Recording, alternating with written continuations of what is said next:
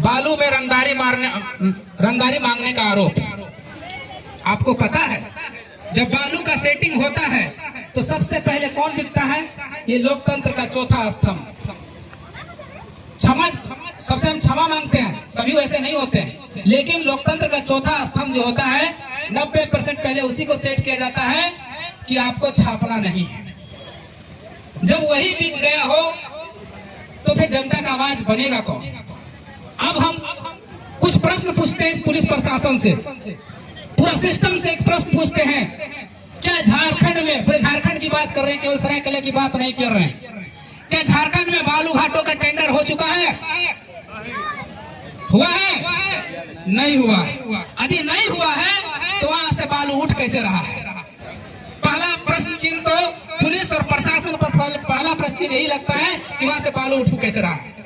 और अगर बालू उठ रहा है तो फिर वहां पर पुलिस प्रशासन क्यों नहीं रोकने के लिए पहुंचती है जैसे तरुण महतो को रोकने के लिए पहुंची थी? चलिए कुछ देर के लिए हम मान भी लें कि तरुण महतो रंगदारी मांगने गया था, तो पुलिस प्रशासन वहां क्या कर रही थी? और तरुण महतो कोई गुंडा नहीं था, कोई मवाली नहीं था, कोई आतंकवादी नहीं था, कोई माओवादी नहीं था। तरुण महतो एक प्रतिनिधि था।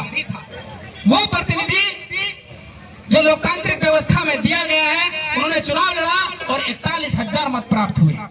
उस तरुण महतो के साथ पुलिस इतना बर्बरता करती है कि मार के पूरा पैर तोड़ देती है, पूरा जख्म भर देती पूरा शरीर में।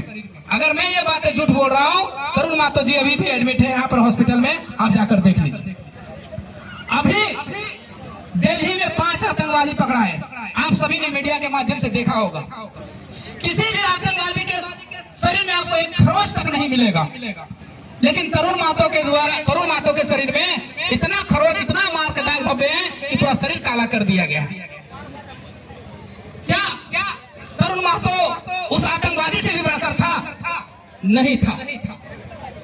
देखिए, पुलिस प्रशासन से साफ संदेश देना चाहेंगे, अगर इस तरह की लोकतांत्रिक व्यवस्था बनाइएगा तो आप भी नहीं बचिएगा।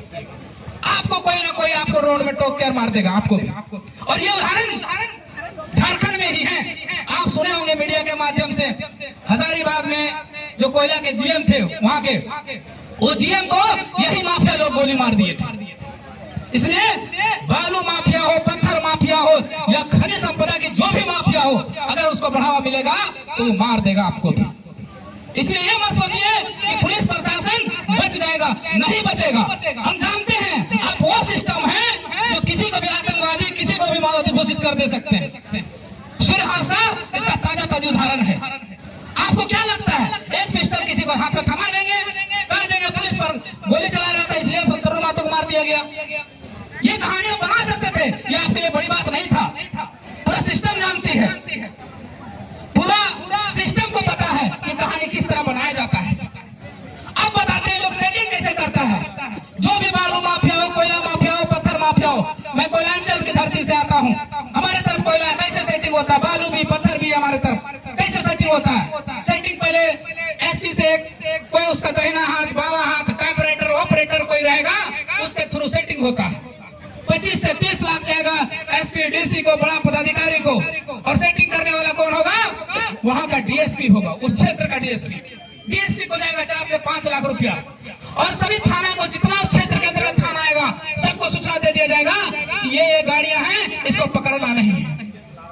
अब बताइए ना, इस मामले में हाईकोर्ट ने संज्ञान लिया है। हाईकोर्ट ने कहा है कि जब तक झारखंड में पैसा कानून लागू नहीं होगा तब तक बालू घाट से बालू का उठाई नहीं होगा।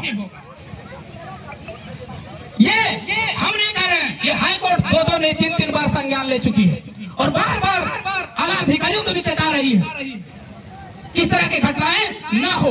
लेकिन बारंबार आप देख रहे हैं कि पूरा झारखंड इस तरह से लूटा जा रहा है। चाहे झारखंड में पैसा कानून लागू हो गया, यदि पैसा कानून लागू नहीं हुआ तो फिर बालू घाट कैसे टेंडर हो रहा है? टेंडर हुआ तो कैसे उसको बालू घाट उठ रहा है? जबकि हाईकोर्ट ने स्वतः संज्ञान लेते हुए यह कहा था कि पैसा कानून लागू होगा और उसमें पूरी तरह से ग्राम सभा का अधिकार होगा कि जितना बालू से रेवेन्यू जनरेट होगा उसका परसेंटेज वहां के ग्राम को देना पड़ेगा उसके विकास के लिए, तब वहां से बालू उठाया जा सकता है। क्या ये जो अवैध रूप से जो बालू उठाया पैसे जा रहे हैं, उसको रेवेन्यू मिल रही है? नहीं मिल रही है। और अब आते हैं तरुण महतो पर। तरुण महतो गुंडा कैसे बना? किसने साबित किया गुंडा? तरुण महतो को वहां जनप्रतिनिधि होने के नाते जिस रोड से बालू निकल रही थी, उस रोड के हालत जाकर देख लीजिए आप। तरुण महतो को उससे 15 दिन पहले, महीना दिन पहले गांव वालों ने सूचना दिया था कि यहाँ से सैकड़ों हाईवे निकलने का कारण रोज हमारा रोड टूट गया है, इसको जल्द से जल्द रोक लगाया जाए, क्योंकि तरुण महतो वहां का प्रतिनिधि नहीं है, वो रोड नहीं बना सकते। लेकिन जो अवैध कार्य हो सकते हैं उसके लिए आवाज जरूर उठा सकते हैं। क्यों? क्योंकि झारखंड लोकतांत्रिक क्रांतिकारी मोर्चा का पहला विजन रहा है कि झारखंड में जब भी किसी के साथ शोषण होगा, जुल्म होगा, अत्याचार होगा, तो सबसे पहला आवाज जेल कैंप पार्टी बनेगी। और जेल कैंप पार्टी का वहां का प्रतिनिधि हमारा तरुण महतो जी थे। तो क्या तरुण महतो जी वहां नहीं जाते? एकदम जाते। अब तरुण महतो के साथ इतना बर्बरता हुई है, तो हम पुलिस प्रशासन से मांग करते हैं कि जो भी पदाधिकारी इस पूरे अवैध कार्य में संलिप्त हैं, उन पर जांच बैठाई जाए, और जो भी दोषी पाए जाते हैं, खास करके तरुण महतो पर जिसने लाठीचार्ज किया है, जिनको उनको जिस तरह से बर्बरता से जिन्होंने पीटा है, उनको सस्पेंड किया जाए, और जिस तरह से हम लोगों ने एफआईआर किया है उस पर काम हो, और उसको भी उसी तरह सजा मिले जिस तरह से तरुण महतो को सजा मिले, उसको सजा मिले, ताकि आने वाला जो जनरेशन है, जो झारखंड की जनता है, पुलिस प्रशासन पर विश्वास जाग उठे। पहले बचपन में हम देखते थे, सिनेमा देखे थे, पुलिस वाला गुंडा। पुलिस वाला गुंडा मूवी में क्या था कि पुलिस वाला जब काम गुंडों से नहीं लड़ पाता है तो खुद गुंडा बनता है, और वहां के शोषित वर्ग, मजदूर वर्ग को न्याय दिलाता है। लेकिन यहाँ तो उल्टा है, पुलिस जो है डायरेक्ट गुंडा है, डायरेक्ट गुंडा है, गुंडा। और इसका ताजा उदाहरण है तरुण महतो। तरुण महतो के शरीर में लगा हुआ घाव इसका ताजा उदाहरण है। मीडिया बंधुओं, आप लोग की बहुत बड़ी जिम्मेवारी है।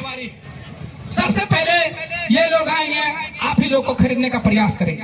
हम सभी को दोषी नहीं ठहराते, सभी मीडिया बंधु ऐसा नहीं है, लेकिन जो है, देखिए भैया, इसी लोकतांत्रिक व्यवस्था में मीडिया वाले के परिवार भी पल बढ़ रहे हैं। कल दिन ऐसा ना हो कि आपके बाल बच्चों तक ये आंच पहुंचे। एक है ना, बहुत अच्छा लाइन है, बहुत अच्छा सा, रात इंदौरी साहब ने कहा था कि लगेगी आग तो आएंगे कई घर जद में, लगेगी आग तो आएंगे कई घर जद में। यहाँ सिर्फ मेरा मकान थोड़े है, यहाँ पर सिर्फ मेरा मकान थोड़े है। अगर आग लगेगी तो सबका घर जलेगा, सिर्फ तरुण महतो का घर नहीं जलेगा, सिर्फ मोतीलाल महतो का घर नहीं जलेगा। इसलिए ये लोकतांत्रिक व्यवस्था, 3 तरह की व्यवस्थाएं हुई।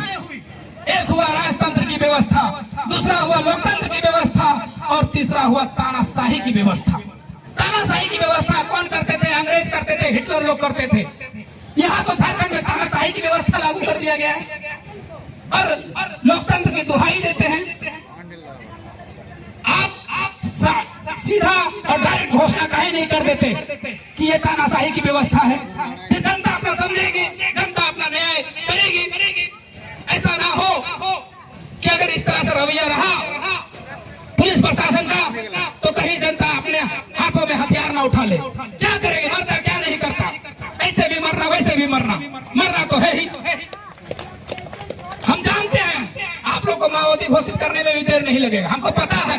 आपने पलामू की घटना को देखा होगा, कुछ सालों पहले, जहाँ 16 आम व्यक्ति को मारकर सुला दिया गया था, और कह दिया गया था कि ये माओवादी थे, उनके हाथों में हथियार रख दिया गया था, और उस समय के जो आला अधिकारी थे उनको डीआईजी तक बनाया गया था, डीजीपी तक बनाया गया था। ऐसा कहानी रचा जाता है, ऐसा झारखंड के इतिहास में, ऐसा भारत के इतिहास में पहली बार नहीं है। ये बात भी हम लोग जानते हैं। लेकिन क्या यही व्यवस्था बनाने के लिए हम लोग आप लोग को चुने थे?